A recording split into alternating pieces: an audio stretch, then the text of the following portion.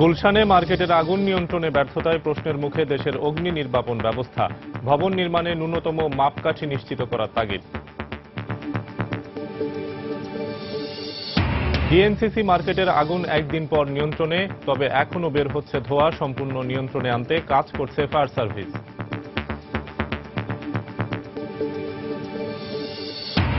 প্রাথমিক শিক্ষার বইয়ে নানা অসঙ্গতি নিয়ে সরগরম সামাজিক যোগাযোগ মাধ্যমগুলো। দায় এড়াতে পারে না সংশ্লিষ্টরা, বলছেন শিক্ষাবিদরা। কোনো ধারণাই নেই বোর্ড চেয়ারম্যানের।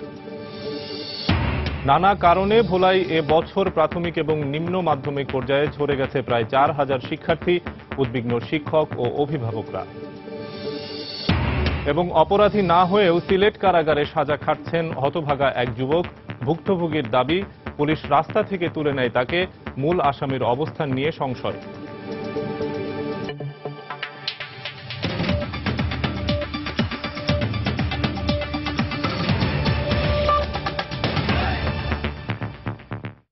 সময় সংবাদের সঙ্গে আছি আমি শফিক মোহাম্মদ। ডিএনসিসি মার্কেটের মতো একটি বাণিজ্যিক ভবনের আগুন নিয়ন্ত্রণে ব্যর্থতায় প্রশ্নের মুখে পড়েছে দেশের অগ্নি নির্বাপন ব্যবস্থা। সংশ্লিষ্টরা বলছেন, আপদ মোকাবেলার জন্য প্রয়োজনীয় জনবল কিংবা প্রযুক্তি কোনোটিই নেই সেবা সংস্থাগুলোর। বিশেষজ্ঞরা বলছেন, এমন অবস্থায় নগরের সঙ্গে সংশ্লিষ্ট প্রতিষ্ঠানগুলোর মধ্যে সমন্বয় করা সম্ভব না হলে বড় দুর্যোগ মোকাবেলা করা অসম্ভব হয়ে পড়বে। আজহার লিমনের রিপোর্ট। রাজধানীতে সংগঠিত অগ্নিকাণ্ডের সর্বশেষ চিত্র এটি, যে আগুন নিয়ন্ত্রণে আনতে সংশ্লিষ্ট সংস্থার সময় লেগেছে 16 ঘন্টারও বেশি। কিন্তু কেন এই ভয়াবহতা? বিশেষজ্ঞরা বলছেন, প্রযুক্তিগত সীমাবদ্ধতা থেকে শুরু করে নগরীর ভালো মন্দে নিয়োজিতদের দায়িত্ব অবহেলা কোনোটিই বাদ পড়েনি এই অগ্নিকাণ্ডে লেলিহান শিখার নিয়ামক হতে। ভবন ধসের যখন ঘটেই গেল, তখন এর নিচে যে দাহ্য বস্তু আছে সেগুলো তো আর পানির সেখানে আর পৌঁছাবে না। তা সেটা যতক্ষণ পুড়ে শেষ না হয় ততক্ষণ পর্যন্ত কিন্তু আগুন দফায় দফায় জ্বলতে থাকবে। এই মার্কেটগুলো একটা সামরিক আদেশের মাধ্যমে আমরা সিটি কর্পোরেশনে হ্যান্ড ওভার করি। উদ্দেশ্য ছিল তারা এগুলো আরো মেনটেন করবে, আরো ইমপ্রুভ করবে, ভবিষ্যতে আরো এটাকে উন্নতভাবে ডেভেলপ করবে। কিন্তু সিটি কর্পোরেশন মার্কেটগুলোকে আর ভাঙে নাই, বরং তারা ওই যে যারা ওখানে ছিল ওখানে উপরে দোতলা করে বসছে। ফায়ার সার্ভিসের গাড়িতে যে পানি থাকে সেটা সজোরে যদি অগ্নিকাণ্ডের উপরে নিক্ষেপ করা হয় তাহলে 7 থেকে 10 মিনিটে কিন্তু এক একটা গাড়ি শেষ হয়ে যাওয়ার কথা। তাছাড়াও এত গাড়ির প্রয়োজন হয় না যদি এখানে পানির উৎস থাকে। বিদেশে গেলে আপনি দেখবেন ঢাকা শহরে ছিল, এই গুলশান বনানী তো শুরুতে ছিল, ধানমন্ডিতে ছিল, কিন্তু সবগুলো হাইড্রেন্ট বন্ধ করে দেওয়া হয়েছে। কিন্তু নগর পরিকল্পনাবিদদের মত, সব থেকে গুরুত্বপূর্ণ সংস্থাগুলোর মধ্যে সমন্বয় সাধন। এখন তো একটি জায়গায় আগুন লেগেছে, আর্থকুয়েকের পরে আগুন লাগবে সমগ্র ঢাকা শহর হবে আগ্নেয়গিরি। তার জন্য কি আমরা প্রস্তুত? আমরা বের হতে যদি চাই তাহলে আমাদের সবাই মিলে কাজ করতে হবে। ঢাকা শহরের সবচেয়ে বড় প্রবলেম হলো কারুর সাথে কারু যোগাযোগ নাই। ঢাকা শহরের মালিক হচ্ছে প্রায় 54টি প্রতিষ্ঠান। এছাড়া দুর্যোগ মোকাবেলায় কার্যকর গবেষণা, জনসচেতনতা বৃদ্ধি সহ স্টেক হোল্ডারদের সমন্বয়ে আলাদা একটি ক্রাইসিস ম্যানেজমেন্ট কাউন্সিল গঠনের দাবি জানিয়েছেন সংশ্লিষ্টরা। আজহার লিমন, সময় সংবাদ, ঢাকা। দেশে মার্কেট সহ বাণিজ্যিক ভবনে আগুন নেভানোর পর্যাপ্ত ব্যবস্থা না থাকায় ক্ষয়ক্ষতির পরিমাণ বেড়ে যায় কয়েকগুণ। বিশেষ করে দাহ্য পদার্থ নেভানোর মতো আধুনিক যন্ত্রপাতি থাকে না ভবনে। এ অবস্থায় মার্কেট নির্মাণে অনুমতি দেবার আগে অগ্নি নির্বাপনের ন্যূনতম মাপকাঠি নিশ্চিত করার তাগিদ দিলেন বিশেষজ্ঞরা। বিস্তারিত জানাচ্ছেন ফেরদৌস লিপি। ফায়ার সার্ভিসের তথ্য মতে গত 3 বছরে দেশে 53,230টি অগ্নিকাণ্ডের ঘটনা ঘটেছে। এতে আর্থিক ক্ষতি হয়েছে প্রায় 2,000 কোটি টাকা। আর এসব অগ্নিকাণ্ডে মারা গেছে 730 জন। এর মধ্যে গত বছর টাম্পাকো কারখানা ও বসুন্ধরা সিটিতে বড় ধরনের আগুন লাগার ঘটনা ঘটে এবং এই দুটো ঘটনায় আগুন নেভাতে হিমশিম খেতে হয় ফায়ার সার্ভিসকে। সর্বশেষ মঙ্গলবার গুলশানের সিটি কর্পোরেশন মার্কেটে আগুন নেভাতেও দীর্ঘ সময় লেগে যায়। দেখা গেছে অধিকাংশ মার্কেটে সাধারণ অগ্নি নির্বাপনের ব্যবস্থাও থাকে না। আগুন নিভানোর মতো মনে করেন পর্যাপ্ত ব্যবস্থা ছিল না। থাকলে তো মনে করেন আমরা সাথে সাথে নিভিয়ে ফেলতে পারি। বহুতবার নোটিশ করা হয়েছে মালিকরে, এগুলো কোনো কর্ণপাত করে না। সাময়িক যে আগুন লাগলে যে একটু করার ওইভাবে তেমন ব্যবস্থা ছিল না মার্কেটে। কেমিক্যাল, কসমেটিক এবং বিভিন্ন পারফিউম এগুলো নিভানোর জন্য যে ধরনের কেমিক্যাল দরকার সেই কেমিক্যাল মার্কেট কর্তৃপক্ষের ছিল না। মার্কেটগুলোতে দাহ্য পদার্থ নেবানোর নিজস্ব ব্যবস্থা না থাকায় আগুন দ্রুত ছড়িয়ে পড়ে, যা পরে নিয়ন্ত্রণে আনা অনেক কঠিন হয়ে পড়ে বলে জানান ফায়ার সার্ভিসের মহাপরিচালক। হাইলি ফ্লেমেবল ম্যাটেরিয়াল এবং খুব তাড়াতাড়ি আগুন লেগে যায় এবং তাপমাত্রা যত বেড়ে যাবে আগুনগুলো খুব তাড়াতাড়ি ধরে যায় আসলে, যখন নিয়ন্ত্রণের বাইরে চলে যায় আসলে। দাহ্য পদার্থ থাকলেও মার্কেটে কিন্তু আলাদাভাবে একটা প্রিকশন নেওয়া উচিত। অগ্নি নির্বাপনের পর্যাপ্ত ব্যবস্থা ছাড়া মার্কেট তৈরির অনুমতি না দেওয়ার পরামর্শ বিশেষজ্ঞদের। অনুমতি দেওয়ার ক্ষেত্রে যে মার্কেটে প্রথমত অগ্নি নির্বাপন ব্যবস্থা সেটার মধ্যে ইন্টিগ্রেটেড আছে কিনা বা তারা করেছে কিনা। আমরা যেরকম বিভিন্ন কারণে সরকারের যে কর্তৃপক্ষ আছেন তারা বিল্ডিং এর নকশা ঠিকমতো না হলে সেটি বাতিল করছেন বা সেখানে ফাইন করছেন বা যথাযথ ব্যবস্থা নেওয়ার তাগিদ দিচ্ছেন, ঠিক একইভাবে আমরা এটি ফলো করতে পারি অগ্নি নির্বাপনের জন্য। ইনিশিয়ালি হয়তো প্ল্যানে ছিল, কিন্তু এখন তারা সেটা মেইনটেইন করছে কিনা, এটা কিন্তু মেইনটেনেন্সের একটা ব্যাপার আছে। সেই সাথে ফায়ার সার্ভিসের সক্ষমতা আরো বাড়ানোর উপর জোর দেন এই বিশেষজ্ঞ। একটা কমপ্লায়েন্স আছে। ফেরদৌস লিপি, সময় সংবাদ, ঢাকা। প্রায় একদিন পর নিয়ন্ত্রণে এসেছে গুলশান 1 নম্বরের ডিএনসিসি মার্কেটের ভয়াবহ আগুন। তবে এখনও ধোঁয়া বের হচ্ছে ভেতর থেকে। সম্পূর্ণ নিয়ন্ত্রণে আনতে কাজ করে যাচ্ছে ফায়ার সার্ভিস। ঘটনাস্থল পরিদর্শন করে মেয়র আনিসুল হক জানিয়েছেন, শর্ট সার্কিট থেকে আগুনের সূত্রপাত বলে প্রাথমিকভাবে ধারণা করা হচ্ছে। ফায়ার সার্ভিসের ধীরগতির কারণেই আগুন দ্রুত ছড়িয়ে পড়েছে বলে অভিযোগ করেছেন মার্কেটের ব্যবসায়ীরা। ফায়ার সার্ভিস বলছে, মার্কেটে পর্যাপ্ত অগ্নি নির্বাপন ব্যবস্থা ছিল না। সোমবার রাত 2টা, চারদিক নিস্তব্ধ, অনেকেই গভীর ঘুমে আচ্ছন্ন। এমন সময় গুলশানের ডিএনসিসি মার্কেটের দ্বিতীয় তলায় সূত্রপাত ভয়াবহ এই অগ্নিকাণ্ডের। প্রত্যক্ষদর্শীরা জানায়, মুহূর্তের মধ্যেই আগুনের লেলিহান শিখা ছড়িয়ে পড়ে আশপাশের দোকানগুলোতে। খবর পেয়ে ঘটনাস্থলে ছুটে আসে ফায়ার সার্ভিস। প্রথমে 4টি, পরে আরও 15টি ইউনিট নিয়ে নিয়ন্ত্রণের চেষ্টা চালায় তারা। রাত পেরিয়ে দিন, আবার দিন পেরিয়ে রাত, নিয়ন্ত্রণে নিরন্তর প্রচেষ্টা চালাতে থাকে ফায়ার সার্ভিস কর্মীরা। এক পর্যায়ে আগুন নিয়ন্ত্রণে আসলেও মার্কেটের একাংশ ধসে পড়ায় ভেতর থেকে বের হতে থাকে প্রচন্ড ধোঁয়া। রাত 2:40 সময় খবর পাইছি যে আগুন লাগবে, আসে দেখিতে ভেঙে পড়ে গেছে, কিছু বার করতে পারি না। আমার সামনে ধাও ধাও করে আমার দোকানটা পুড়ে গেল। এখানে এদের এত কিছু বলার পরেও এরা পানির সোর্স পাচ্ছে না। আধা ঘন্টা আগে দেখে আসছি যে না আমার দোকান আগুন লাগে না, এখন গিয়ে দেখি দাও দাও করে চলতেছে। ব্যবসায়ী নেতাদের অভিযোগ, ফায়ার সার্ভিসের ধীরগতির কারণেই ব্যাপক ক্ষতির মুখে পড়েছেন তারা। তারা এর ভিতরে ঢুকতে পারে নাই মিন্স তারা ওই ভিতরে গিয়ে যে দেখবো, লাইট নাই তাদের কাছে। ডাক্তার জেনারেল সাহেব রিকোয়েস্ট করতেছি, আপনি আমার ফায়ার ব্রিগেড পাঠান। উনি সেটা করলেন না, মাত্র 2টা ফায়ার ব্রিগেড পাঠাইলেন। এখন যেহেতু আপনারা আসছেন চ্যানেল, এখন সবাই সাহায্য দিচ্ছে। তবে ফায়ার সার্ভিস কর্তৃপক্ষ বলছে, মার্কেটে পর্যাপ্ত অগ্নি নির্বাপন ব্যবস্থা না থাকায় আগুন নিয়ন্ত্রণে আনতে সময় লেগেছে তাদের। মার্কেটে যে ফায়ার সিস্টেম ছিল এটা কিন্তু মডার্ন ছিল না, এটা আধুনিকরণ ছিল না। এটাকে আমরা অনেকবার বলেছি মার্কেট সমিতিকে ইমপ্রুভ করার জন্য, কোনো হাইড্রেন্ট সিস্টেম ছিল না এখানে। আমরা সব দিকেই আমরা খেয়াল করি, আমরা এনকোয়ারি করবো আসলে কি হয়েছে এখানে। এদিকে শর্ট সার্কিট থেকে আগুন লাগতে পারে মন্তব্য করে উত্তরের মেয়র আনিসুল হক জানিয়েছেন, কিভাবে আগুন লেগেছে তদন্তের পরেই তা বিস্তারিত জানা যাবে। বিভিন্ন রকমের আইডিয়া করছি, কেউ ইলেকট্রিসিটিতে লেগেছে বলছে, কেউ অন্য কোনো ভাবে লাগতে পারে। তবে স্বাভাবিকভাবে মনে হয় যে এটা ইলেকট্রিসিটির আগুন। এইখানে কোনো নাশকতা না থাকার পসিবিলিটি 99%। ঘটনা তদন্তে 5 সদস্যের তদন্ত কমিটি গঠন করেছে ফায়ার সার্ভিস। জুনায়েদ আল হাবিব, সময় সংবাদ, ঢাকা। সময় সংবাদে আরো থাকছে। ভূমিকম্পে গতকাল দুবার কেঁপে ওঠে রাজধানী সহ সারা দেশ। আতঙ্কিত হয়ে সুনামগঞ্জে এক বৃদ্ধ ও স্কুল ছাত্রীর মৃত্যু, মৌলভীবাজারে ব্যাপক ক্ষয়ক্ষতি।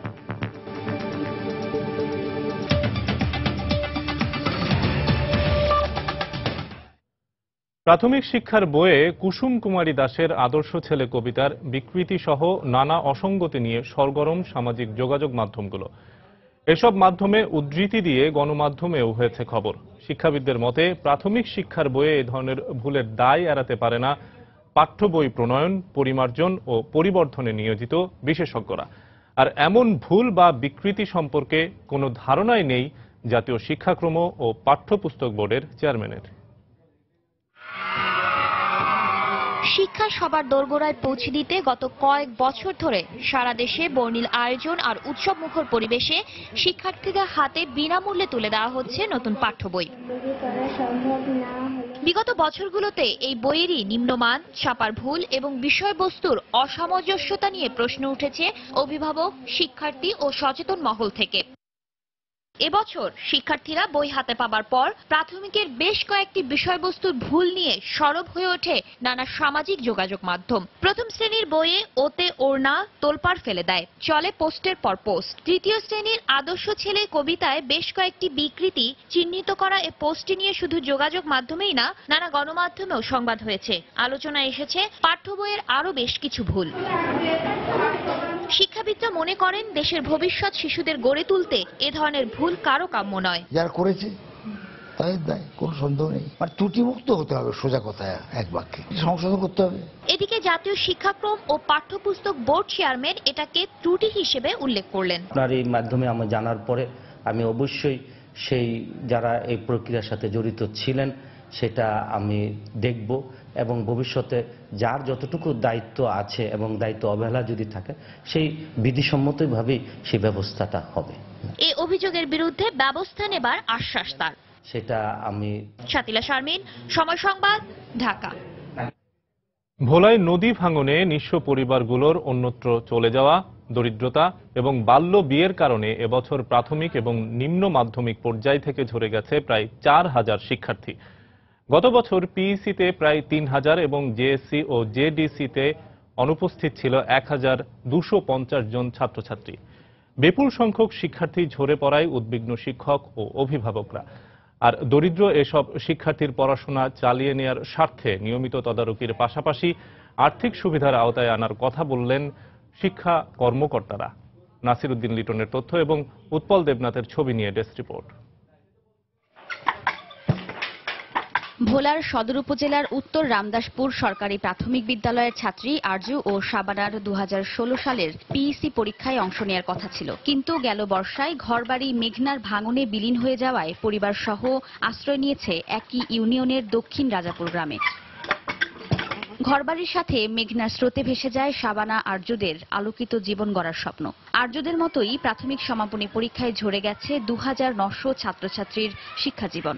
একইভাবে নভেম্বরে অনুষ্ঠিত জেএসসি জেডিসি পরীক্ষায় অংশ নেয়নি জেলার 1,245 জন শিক্ষার্থী। টাকার জন্য পরীক্ষা দিতে পারি নাই, মার কাজে সাহায্য করি এবং সহযোগিতা করি। নদী ভাঙার কারণে অন্য জায়গায় চলে আসি, তাই পরীক্ষা দিতে পারিনি। আমরা গরিব মানুষ, টাকা পয়সার অভাবে মাইয়াটারা পরীক্ষা দেওয়া হইতে। মেঘনার ভাঙনে ঢাকা চট্টগ্রাম চলে যাওয়া ও বাল্যবিয়ের কারণে এসব ছাত্রছাত্রীর অনুপস্থিতির কারণ বলে মনে করেন শিক্ষা প্রতিষ্ঠানের প্রধান ও অভিভাবকরা। সমাপনী পরীক্ষার আওতাভুক্ত 4 জন স্টুডেন্ট পরীক্ষায় অংশগ্রহণ করেন না। এর কারণ হলো আমার স্কুলটা হলো একটা গ্রাম্য এলাকায় এবং দারিদ্র্যপীড়িত এলাকা। জেলার শিক্ষা কর্মকর্তারা বলেন, উপবৃত্তি সহ অন্যান্য সুযোগ সুবিধা ও তদারকির মাধ্যমে শতভাগ উপস্থিতি নিশ্চিত করার লক্ষ্যে কাজ করছে শিক্ষা বিভাগ। প্রতি শিক্ষার্থীকে 100 থেকে 125 টাকা হারে উপবৃত্তি দেওয়া হয়। স্কুল ফিডিং কার্যক্রম চালু আছে। প্রত্যেক শিক্ষার্থীকে প্রতিদিন 1 প্যাকেট বিস্কুট দেওয়া হয়। এই সমস্ত কার্যক্রম আমাদের সারা বছরই চলমান আছে। দুইটা কারণে হয়, একটা হলো নদী ভাঙন, ফ্যামিলি পরিবর্তন, আর একটা হলো বাল্য বিবাহের কিছু প্রভাবের কারণে ছেলে মেয়েরা অনুপস্থিত। এবছর প্রাথমিক সমাপনীতে 45,800 পরীক্ষার্থী ও জেএসসি জেডিসি পরীক্ষায় প্রায় 24,000 ছাত্রছাত্রী অংশ নেয়। সময় সংবাদ, ভোলা। দেশের গুরুত্বপূর্ণ উপজেলায় 156টি ফায়ার সার্ভিস এবং সিভিল ডিফেন্স স্টেশন স্থাপন সহ 2,474 কোটি টাকার 6টি উন্নয়ন প্রকল্পের অনুমোদন দিয়েছে জাতীয় অর্থনৈতিক পরিষদের নির্বাহী কমিটি একনেক। গতকাল রাজধানীর শেরেবাংলা নগরে এনইসি সম্মেলন কক্ষে প্রধানমন্ত্রীর সভাপতিত্বে প্রকল্পগুলোর অনুমোদন দেওয়া হয়। এর মধ্যে সরকারি ব্যয় ধরা হয়েছে 2,002 কোটি টাকা। অন্য প্রকল্পগুলোর মধ্যে রয়েছে সড়ক অবকাঠামো নির্মাণ, মেরামত ও রক্ষণাবেক্ষণের জন্য সরঞ্জাম ও যন্ত্রপাতি সংগ্রহ প্রকল্প, বঙ্গবন্ধু শেখ মুজিব সাফারি পার্ক, গাজীপুরে অ্যাপ্রোচ সড়ক প্রশস্তকরণ এবং অবকাঠামো উন্নয়ন প্রকল্প। সভা শেষে ব্রিফ করেন পরিকল্পনা মন্ত্রী।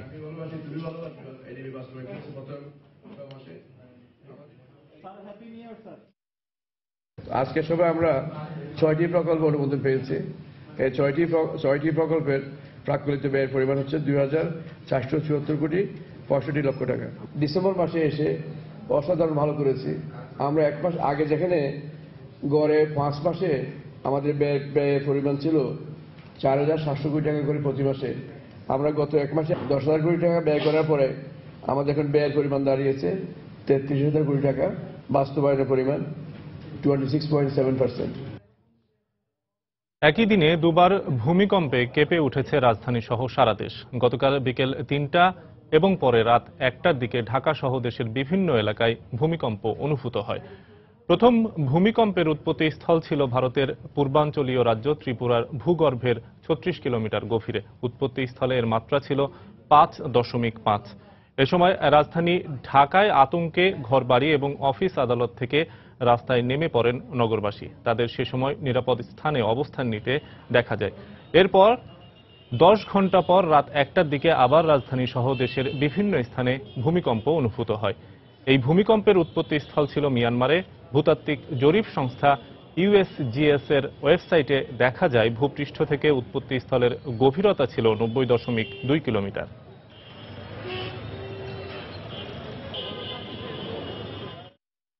খাবার পানির বোতলে দেখি পানিটা নড়ছে আর মাথার ভিতরে কেমন একটু ঘুরছিল, তো দ্যাট ইজ মনে হলো যে ভূমিকম্প ছাড়া তো এরকম হওয়ার কথা না। ভূকম্প হয় তখন তো স্বাভাবিক দৃষ্টিতেই একটু আতঙ্কিত হওয়াটাই স্বাভাবিক। তারপরে আমরা চিন্তা করলাম যে আধা ঘন্টা পরে আবার ভূকম্প হতে পারে, সেই চিন্তা ভাবনা করে আবার নিচে নেমে আসছি। বারোতলা থাকা মানে তো স্বাভাবিকভাবে একটু বেশি আতঙ্কিত ছিলাম আমরা আর কি, আমরা সবাই আমরা যে কদিন ছিলাম। এদিকে ত্রিপুরা রাজ্যের কাছাকাছি হওয়ায় মৌলভীবাজার ও সুনামগঞ্জে ভূমিকম্পে ব্যাপক ক্ষয়ক্ষতি হয়েছে। এতে আতঙ্কিত হয়ে সুনামগঞ্জে এক বৃদ্ধ এবং স্কুল ছাত্রীর মৃত্যুর খবরও পাওয়া গেছে। এছাড়া ভূমিকম্পের সময় মৌলভীবাজার শহরের বিভিন্ন স্থানে আতঙ্কিত হয়ে ছোটাছুটি করতে গিয়ে 12 জন আহত হয়েছেন। পাশাপাশি ভূমিকম্পের পরপরই মৌলভীবাজারের কমলগঞ্জ এবং শ্রীমঙ্গল উপজেলার বিভিন্ন স্থানে অর্ধশতাধিক বাসাবাড়ি এবং ব্যবসা প্রতিষ্ঠানে কোথাও কোথাও ফেটে গিয়েছে বলে জানিয়েছেন স্থানীয়রা।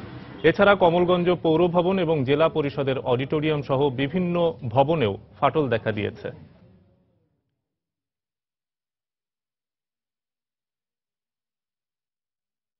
গাইবান্ধা 1 আসনের সংসদ সদস্য মঞ্জুরুল ইসলাম লিটন হত্যাকাণ্ডে জামাত শিবির জড়িত বলে দাবি করেছেন তার স্ত্রী খুরশিদ জাহান স্মৃতি।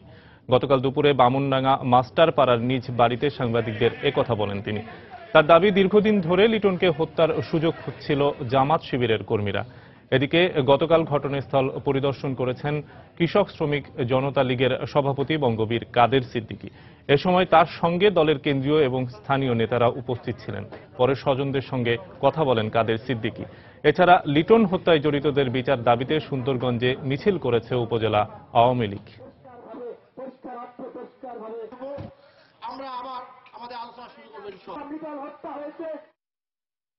2001 সালে যখন গোলাম আজমকে উনি এখানে মিটিং করতে দেয় নাই, তখন থেকে আলটিমেটাম দিয়েই যাচ্ছিল লিটনকে খাওয়া হবে। আমি আমার স্বামীর খুনের বিচার চাই। একজন সংসদ সদস্য তিনি তার ঘরে সভা সমিতিতে হতো, মিছিল মিটিং এ হতো, তবুও না হয় একটা কথা ছিল, কিন্তু একেবারে নিজের ঘরে অভাবনীয়, এমন হতে পারে না। সময় সংবাদে আরো থাকছে। সাফ নারী চ্যাম্পিয়নশিপের ফাইনালে আজ ভারতের মুখোমুখি হবে বাংলাদেশ। সবার সমন্বিত চেষ্টায় শিরোপা জেতা সম্ভব বলে মন্তব্য ফুটবলারদের।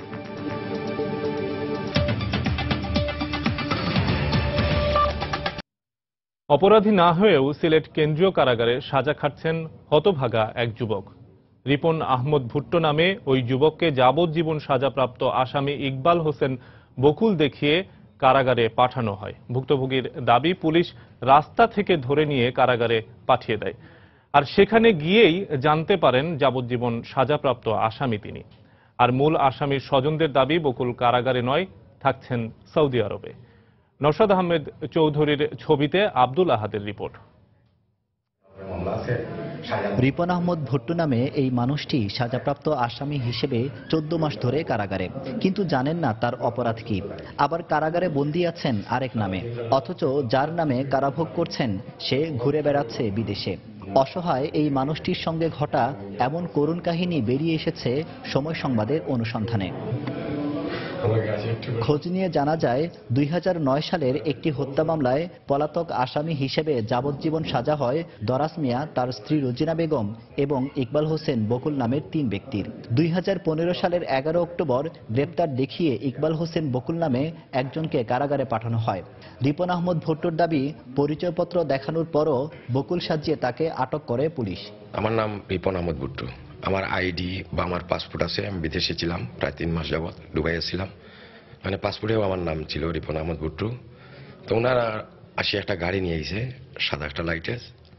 তো 2-4 জন লোক গাড়ির ভিতরে হঠাৎ করে নামছে। আমি অবশ্যই আমার যে আপনার নাম ইকবাল হোসেন বকুল। আমি বললাম, ভাই দেখেন আমার নাম ইকবাল হোসেন বকুল না। ওনারা বলছে যে আমরা আইনের লোক। তারপরে আমি এখানে খুব ধস্তাধস্তি করি ওদের সাথে। তারপরে আমার ভয় দেখায় যে আপনার মেরে ফেলবো। ঘটনা অনুসন্ধানে মূল আসামি বকুলের বাড়িতে গিয়ে কথা হয় তার বাবার সাথে। তিনি বলেন, তার ছেলে দীর্ঘদিন ধরে সৌদি আরব থাকেন। মামলার বাদীরও দাবি, কারাগারে থাকা ব্যক্তি বকুল নন। আর আইছেন না? একবার আইছি। আবার গেছেন কি? কোন দেশ হতেন তখন? আচ্ছা, উচ্চতা এটা বাদ দেও না, এটা দিক দাদা আপনাকে কই বইয়ে কথা বলতো না। ও ইয়া ফেভারিট কেন আমি একলা। আচ্ছা আচ্ছা আচ্ছা, বিদেশ থেকে যোগাযোগ করেনি আপনার? আমার লগে যোগাযোগ করে না, বিদেশি থাকে। ইকবাল হোসেন বকুল, গয়াস উরুফে দয়াস, রুজিনা বেগম, ওরা হচ্ছে আমার প্রকৃত আসামি। কিন্তু বর্তমানে যে আসামিটা আছে ও আমার আসামি না। এ বিষয়ে পুলিশ ও পিপি কোনো কথা বলতে রাজি হননি। অবশ্য জেল সুপার ও জেলা ম্যাজিস্ট্রেট জানান, বিষয়টি সরকারের উচ্চ মহলে জানাবেন। যেহেতু লাইফ সাজার বন্দী, তাকে মহামান্য উচ্চ আদালতে আপিল করার জন্য বলছে। উচ্চ আদালতে আপিল করলে সে আপিল থেকে অবশ্যই থেকে সে ক্লাস পাবে। আবেদনটা আমরা আজকেই পেয়েছি। আমরা আবেদনের বিষয়ে পরবর্তী আইনানুগ কার্যক্রম গ্রহণের জন্য আমরা বিভিন্ন দপ্তরে তথ্য অনুসন্ধান করব। এরপর সরকারের নিকট এ বিষয়ে করণীয় সম্পর্কে পরবর্তী কার্যক্রম গ্রহণের জন্য প্রেরণ করব। সাজাপ্রাপ্ত পলাতক আসামিকে গ্রেপ্তারের পর সংশ্লিষ্ট আদালতের মাধ্যমেই কারাগারে পাঠানো হয়। এত কিছুর পরও ভুট্টো কিভাবে আসামি হিসেবে সাজাভোগ করছেন সেটা খতিয়ে দেখে জড়িতদের শাস্তির আওতায় আনার পরামর্শ সংশ্লিষ্টদের। আব্দুল আহাদ, সময় সংবাদ, সিলেট। 2367 জন গেরিলা যোদ্ধাকে মুক্তিযোদ্ধা হিসেবে স্বীকৃতি দিতে হাইকোর্টের রায় বহাল রেখেছেন আপিল বিভাগ। হাইকোর্টের আদেশ স্থগিত চেয়ে রাষ্ট্রপক্ষের করা আবেদন খারিজ করে প্রধান বিচারপতি এস.কে. সিনহার নেতৃত্বে আপিল বিভাগের 4 সদস্যের বেঞ্চ গতকাল এই আদেশ দেন। এর আগে গত 8 সেপ্টেম্বর 2367 জন গেরিলাকে মুক্তিযোদ্ধা হিসেবে স্বীকৃতি দিয়ে সরকারকে গেজেট প্রকাশের নির্দেশ দিয়েছিলেন হাইকোর্ট। পরে এই রায়ের বিরুদ্ধে রাষ্ট্রপক্ষ আবেদন করলে সুপ্রিম কোর্টের চেম্বার আদালত তা স্থগিত করেন। ইংলিশ মিডিয়াম স্কুলের শিক্ষার্থীদের কাছ থেকে টিউশন ফির ওপর 7.5% ভ্যাট নেওয়া অবৈধ ঘোষণা করে হাইকোর্টের দেয়া রায় স্থগিত করেছে আপিল বিভাগ। গতকাল প্রধান বিচারপতি এস.কে. সিনহার নেতৃত্বে আপিল বিভাগের 4 সদস্যের বেঞ্চ এই রায় দেন। সেই সঙ্গে আগামী 29 জানুয়ারি পরবর্তী শুনানির দিন ধার্য করেন আদালত। আদালত শুনানিতে বলেন, আইন অনুযায়ী ভ্যাট দিতে হবে শিক্ষা প্রতিষ্ঠানকে, শিক্ষার্থীদের নয়।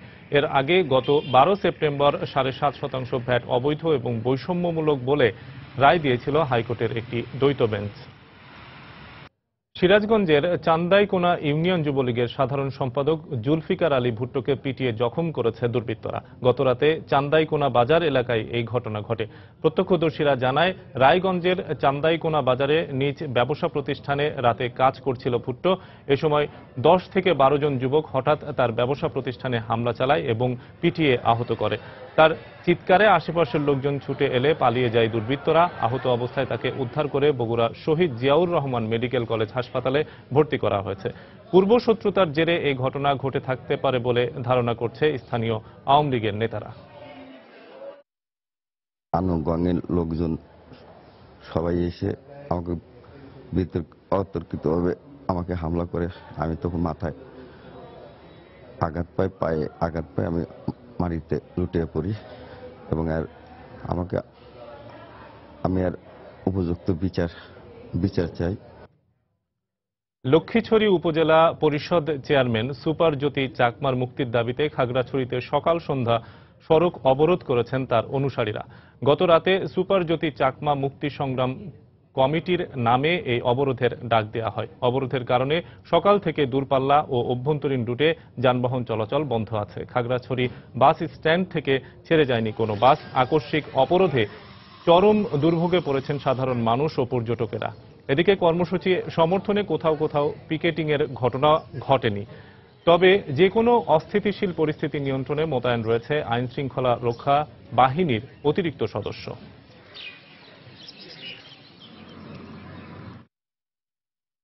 চট্টগ্রামের তামাকুমুন্দি লেক এলাকায় বিভিন্ন মার্কেটে অগ্নি নির্বাপক যন্ত্র আছে কিনা তা পর্যবেক্ষণ করতে অভিযান চালাচ্ছে ভ্রাম্যমাণ আদালত। সেখানে আছেন আমাদের সহকর্মী পার্থপ্রতিম বিশ্বাস। আমরা সরাসরি চলে যাচ্ছি তার কাছে। পার্থ, আমরা এমনিতেই জানি শীতকাল আসলেই কিন্তু আসলে অগ্নিকাণ্ডের ঘটনা বেশি ঘটে। তো সেক্ষেত্রে কিন্তু সাম্প্রতিক সময়ে ঢাকা সহ চট্টগ্রামের বিভিন্ন জায়গায় কিন্তু প্রতিদিনই কোনো না কোনো জায়গায় অগ্নিকাণ্ডের ঘটনা ঘটছে। তো সেক্ষেত্রে আসলে অনেক ক্ষেত্রে যে জনসচেতনতা থাকা উচিত বা অগ্নি নির্বাপক যে যন্ত্র থাকা উচিত তা না থাকার কারণেই কিন্তু এই অগ্নিকাণ্ডের ঘটনা বেশি ঘটছে, তেমনটি আমরা দেখতে পাচ্ছি। তো সেক্ষেত্রে আজকে কিন্তু চট্টগ্রামের জেলা প্রশাসন ম্যাজিস্ট্রেটের নেতৃত্বে কিন্তু এখানে অভিযান চলছে। চট্টগ্রামের যে বিভিন্ন মার্কেটগুলো রয়েছে, বিশেষ করে আমরা এখন আছি চট্টগ্রামের তামাকুমুন্ডি লেন এলাকায়। আপনারা দেখতে পাচ্ছেন এখানে কিন্তু প্রায় একসাথে 110টির মতো মার্কেট এখানে রয়েছে। সবকটি মার্কেটে কিন্তু লাগানো অবস্থায়।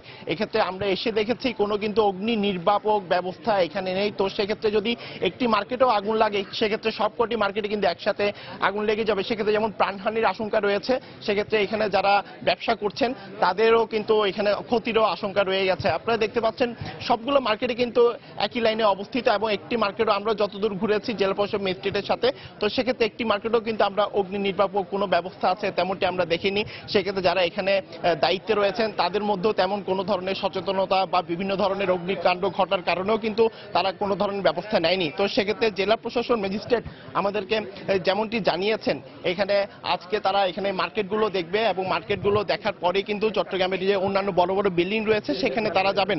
তো আমরা এই মুহূর্তে জেলা প্রশাসন যিনি ম্যাজিস্ট্রেট রয়েছেন তার সাথে কথা বলছি। আপনারা কি কি দেখেছেন এখানে, আসলে অগ্নি নির্বাপক যন্ত্র আছে কিনা, আসলে কি অবস্থা? ধন্যবাদ। আপনি জানেন সম্প্রতি বাংলাদেশে বেশ কয়েকটি অগ্নিকাণ্ডের ঘটনা ঘটেছে। তারই একটি পদক্ষেপ হিসেবে আমরা চট্টগ্রামে যে জায়গাগুলো ঝুঁকিপূর্ণ আছে সেই জায়গাগুলো আমরা অনেকটা ইন্সপেকশন করে দেখছি। আমাদের সাথে ফায়ার সার্ভিসের টিম আছে, এপিবিএন আছে এবং এখানকার স্থানীয় যারা মার্কেটের সভাপতি সেক্রেটারি তারাও আছেন। আমরা এখানে তামাকুন্ডি লেনে এসে আমরা যে বিষয়টি খেয়াল করলাম যে এখানে কিন্তু অগ্নি নির্বাপন কিংবা এখান থেকে প্রতিরোধমূলক কোনো ধরনের ব্যবস্থা কিন্তু এখানে ওইভাবে নেওয়া নাই। আমরা দেখছি যে এখানে প্রায় অধিকাংশ দোকানে যে কাপড়ের যে প্রোডাক্টগুলো আছে এগুলো কিন্তু সবকটাই ধার্য পদার্থ এবং এই মার্কেটের রাস্তাগুলো এত সরু যে কখনো যদি কোনো অগ্নিকাণ্ডের ঘটনা ঘটে থাকে সেখানে কিন্তু একটা গাড়িরও প্রবেশ করার কিন্তু ন্যূনতম সুযোগ নেই। আমরা দেখছি এখানে যে বিদ্যুতের যে লাইনগুলো আছে সেই লাইনগুলো খুবই অরক্ষিত এবং অগোছালো অবস্থায় আছে। ফলে যেহেতু এখন শীতকাল, যেহেতু এখন আগুন লাগলে সেটার ইনসিডেন্টটা ইম্প্যাক্টটা বেশি পড়ার সম্ভাবনা বেশি, সেজন্য আমার কাছে মনে হচ্ছে যে এই জায়গাটা খুবই ঝুঁকিপূর্ণ অবস্থায় আছে। তা আমরা বর্তমান মার্কেটের সভাপতি সেক্রেটারির সাথে কথা বলবো এবং সে প্রয়োজনীয় আমরা যে পদক্ষেপ নেওয়া সেটা নেব। ধন্যবাদ। আমরা এতক্ষণ কথা বলছিলাম চট্টগ্রামের জেলা প্রশাসন ম্যাজিস্ট্রেট তাহমিলুর রহমানের সাথে। তিনি বলছেন এখানে যে মার্কেটগুলো এখনো পর্যন্ত দেখেছে সেক্ষেত্রে অগ্নি নির্বাপনের যে প্রতিরোধমূলক ব্যবস্থা কোনো মার্কেটেই তারা তেমনটি দেখতে পায়নি। তো এই ছিল আমার কাছে এখনো পর্যন্ত তামাকুমুন্ডি লেন এলাকা থেকে সর্বশেষ খবর। শফিক। চট্টগ্রামে মার্কেটগুলোতে অগ্নি নির্বাপন ব্যবস্থা বা যন্ত্র আছে কিনা সে বিষয়ে ভ্রাম্যমাণ আদালতের অভিযান চলছে এবং সে বিষয়ে চট্টগ্রাম থেকে জানাচ্ছিলেন আমাদের সহকর্মী পার্থপ্রতিম বিশ্বাস। জনবল সংকটের কারণে মারাত্মকভাবে ব্যাহত হচ্ছে বাগেরহাট সদর হাসপাতালের চিকিৎসা কার্যক্রম। এতে কাঙ্ক্ষিত সেবা থেকে বঞ্চিত হচ্ছেন রোগীরা। হাসপাতাল কর্তৃপক্ষ জানায় 1970 সালে 50 শয্যা নিয়ে শুরু এই হাসপাতালটি 1997 সালে 100 শয্যায় উন্নীত করা হলেও নিয়োগ দেওয়া হয়নি প্রয়োজনীয় জনবল। তাই প্রায় 2 দশক ধরে 50 শয্যার লোকবল দিয়ে কোনো মতে খুঁড়িয়ে খুঁড়িয়ে চলছে হাসপাতালটি। 24 জন চিকিৎসকের স্থলে কাজ করছেন 8 জন এবং 12 জন কনসালটেন্ট দিয়ে স্থলে কাজ করছেন 4 জন। এছাড়া চতুর্থ শ্রেণীর 65টি পদের মধ্যে শূন্য রয়েছে 40টি পদ। এই অবস্থায় স্বল্প জনবল দিয়ে রোগীদের চিকিৎসা দিতে হিমশিম খাচ্ছেন চিকিৎসক ও নার্সরা। তাই ঘন্টার পর ঘন্টা অপেক্ষায় থাকতে হয় দূর দূরান্ত থেকে আসা রোগীদের। তবে সিভিল সার্জন জানিয়েছেন এ বিষয়ে কার্যকর পদক্ষেপ নেওয়ার জন্য কয়েক দফা ঊর্ধ্বতন কর্তৃপক্ষকে জানানো হয়েছে। ডাক্তাররা নেই না আপনারা চিকিৎসা করছে।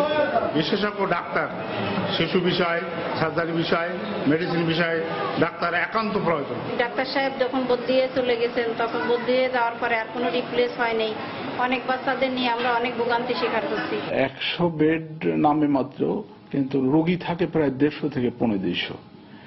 এই রোগীদের সেবা দিতে আমাদের একটু কষ্ট হচ্ছে, হিমশিম খেতে হচ্ছে। তো আমরা প্রতিনিয়ত ঊর্ধ্বতন কর্তৃপক্ষকে জানাচ্ছি যাতে করে জনবল সংকট, এই জনবলের শূন্যতা পূরণ হয়।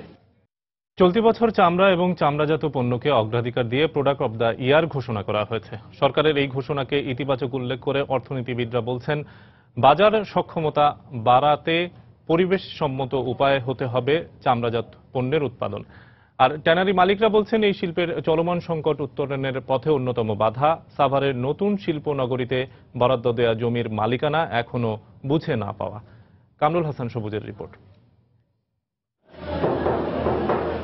রপ্তানি আয় ও কর্মসংস্থান উভয় ক্ষেত্রেই দেশের অর্থনীতিতে দ্বিতীয় অবস্থানে চামড়া শিল্প।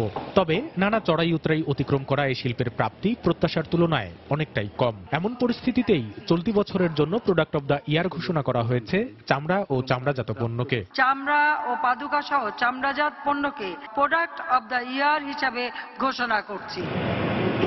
এ ঘোষণার পর চামড়া শিল্পের সম্ভাবনা কাজে লাগাতে নেওয়া হবে নতুন উদ্যোগ, এটাই স্বাভাবিক। তবে পরিবেশ দূষণ রোধে ব্যাপক উদ্যোগ না নিলে এ শিল্পের সম্ভাবনা অধরাই রয়ে যাবে বলে মনে করেন অর্থনীতিবিদরা। পরিবেশগত মানদণ্ডে চামড়া শিল্প সবসময়ই পিছিয়ে ছিল, সুতরাং পুরোপুরিভাবে এই এলাকা থেকে সরে যাওয়ার ব্যাপারটি প্রথম গুরুত্বপূর্ণ দিক এই প্রোডাক্ট অব দ্য ইয়ারের কার্যক্রমের ভিতরে। এটিকে গ্রিন ফ্যাক্টরি হিসেবে দেশের ভিতরে এবং বাইরে প্রচারণার ব্যবস্থা নেওয়া উচিত। এই অবস্থায় চামড়া শিল্পের টেকসই উন্নয়নে গতি আনতে সাভার চামড়া শিল্প নগরীতে বরাদ্দ দেয়া জমির মালিকানা দ্রুত হস্তান্তর করার দাবি শিল্প মালিকদের। আমার আশা বিসিক শিল্পনগরীর যে জমি আমাদের বরাদ্দ হয়েছে সেই জমিটা তাড়াতাড়ি বুঝে পেলে এইটাই আমরা ব্যাংকে মর্টগেজ দিয়ে স্বল্প সুদে একটা যদি দীর্ঘমেয়াদী ঋণ পেতে পারি, তাহলে লেদার সেক্টরটাকে আমরা আগামী দিনের যে ভিশন আছে সেই ভিশনটা সাকসেসফুল করতে পারবো। এই শিল্পপণ্যের বাজার সম্প্রসারণে সরকারের তৎপরতা আরো বাড়ানো দরকার বলেও মনে করেন তারা। ইউরোপে এখন আমাদের থেকে তেমন চামড়া নিচ্ছে না, আমাদের এই বাজারগুলো সচল হলে আমাদের আর চামড়া বিক্রি করার কোনো চিন্তা করতে হবে না আমাদের বিক্রির জন্য। চামড়া ও চামড়াজাত পণ্যকে প্রোডাক্ট অব দ্য ইয়ার ঘোষণার মাধ্যমে চামড়া শিল্পের টেকসই বিকাশে যে বিশেষ পদক্ষেপ নেওয়া হয়েছে তার বাস্তবায়নের শুরুতেই দরকার ট্যানারি স্থানান্তরে সরকার ও মালিক পক্ষের আরও আন্তরিকতা, এমনটাই মত বিশ্লেষকদের।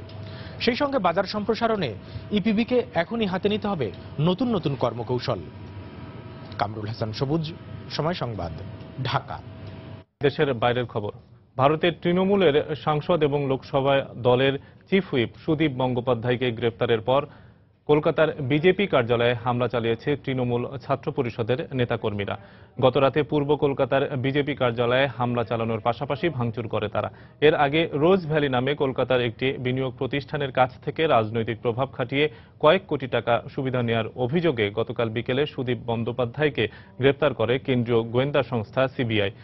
এদিন সকাল থেকে দুপুর পর্যন্ত টানা 4 ঘণ্টা কলকাতার সল্ট লেকে সিবিআইয়ের দপ্তরে সুদীপ বন্দ্যোপাধ্যায়কে জিজ্ঞাসাবাদ করা হয়। একই অভিযোগে গত 31শে ডিসেম্বর তৃণমূলের আরেক সাংসদ ও অভিনেতা তাপস পালকেও গ্রেফতার করা হয়। এসব গ্রেফতারের ঘটনার নিন্দা জানিয়ে তৃণমূল নেতা মমতা ব্যানার্জি বলেছেন, রাজনৈতিক প্রতিহিংসার কারণেই তাদের গ্রেফতার করা হচ্ছে।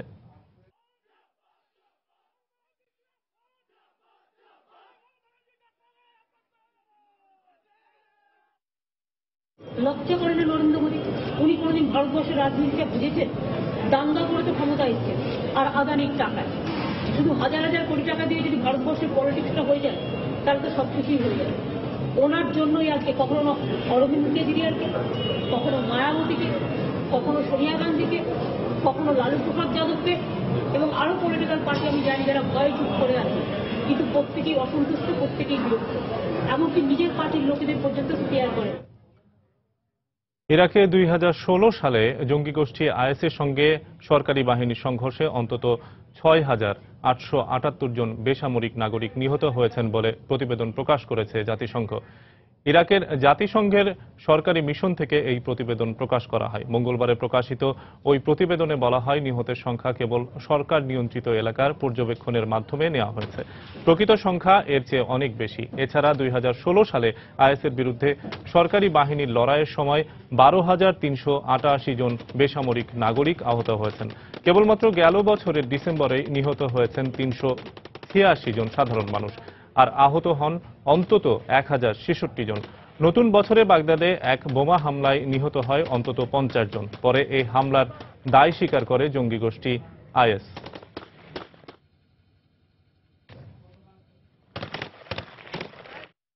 নারী ফুটবলের খবর। সাফ নারী চ্যাম্পিয়নশিপের স্বপ্নের শিরোপা থেকে মাত্র এক ধাপ দূরে বাংলাদেশ।